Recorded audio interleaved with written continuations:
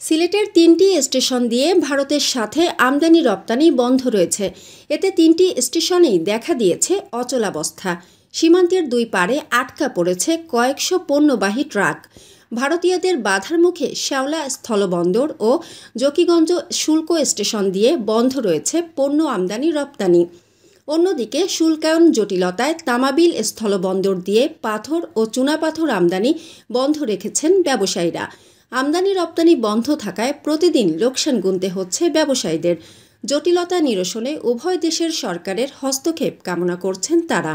আমদানিকারক সূত্র জানায়, বাংলাদেশের সংখ্যালঘু নির্যাতনের কথিত অভিযোগ ও ইসকন থেকে বহিষ্কৃত নেতা চিন্ময় কৃষ্ণ দাসকে গ্রেফতারের দাবিতে গত রোববার ভারতের করিমগঞ্জ জেলার সুতারকান্দি শুল্ক স্টেশনে মিছিল নিয়ে জড়ো হন কয়েকশো লোক। তারা সীমান্ত এলাকায় বিক্ষোভ করেন। পরে ভারতীয় বিক্ষোভকারীরা প্রতিবন্ধকতা সৃষ্টি করলে সুতারকান্দি শুল্ক স্টেশন দিয়ে পণ্য আমদানি রপ্তানি বন্ধ হয়ে যায়। একই পরিস্থিতি সৃষ্টি হয় ভারতের করিমগঞ্জ শুল্ক স্টেশনে।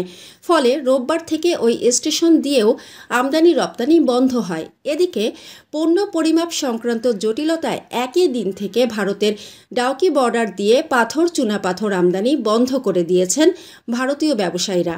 আমদানিকারকরা জানিয়েছেন, বর্ডারে পণ্য আটকা পড়ায় ব্যবসায়ীরা মারাত্মক ক্ষতির সম্মুখীন হচ্ছেন। প্রতিদিনই আমদানিকারকদের ব্যাংক ঋণের সুদ গুনতে হচ্ছে।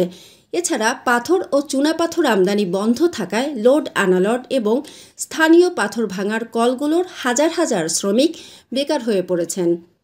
মানসম্মত হাঁস ও মোরগের চাহিদা পূরণ করতে আল আমিন হালাল লাইফ পোল্ট্রি রয়েছে আপনারই পাশে।